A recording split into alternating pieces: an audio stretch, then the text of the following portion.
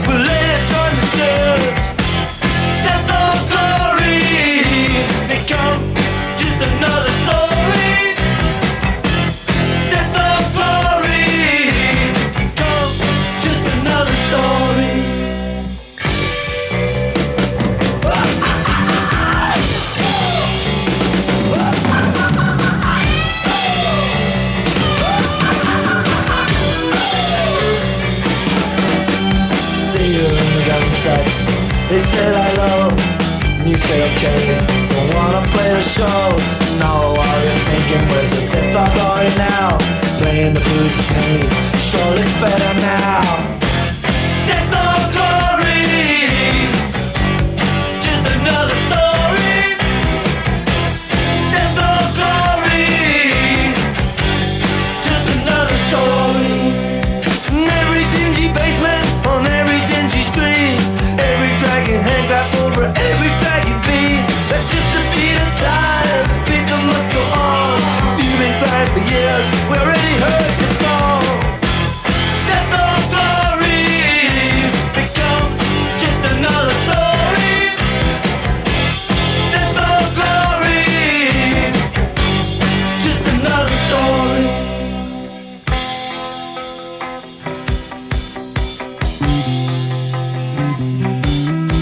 Got a much long way, fight a long time.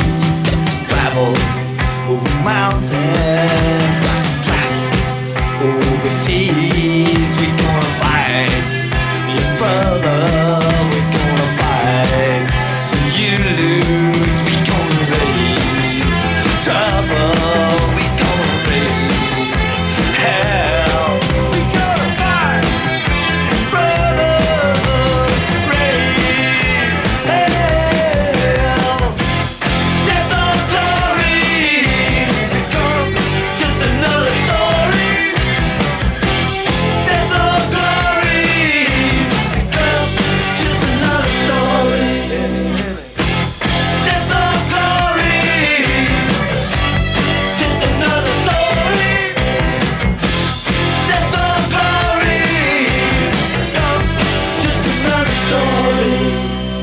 92.5 The Bear, Merced's new rock with some Clash and Death or Glory. That was Craig's number 5 pick. It's Chris inside the studios with Craig. How's it going, Chris? Yeah, pretty good. And we're going down these lists here. We narrowed it down to our top 5 tracks that define the 80s for me and for Craig as well.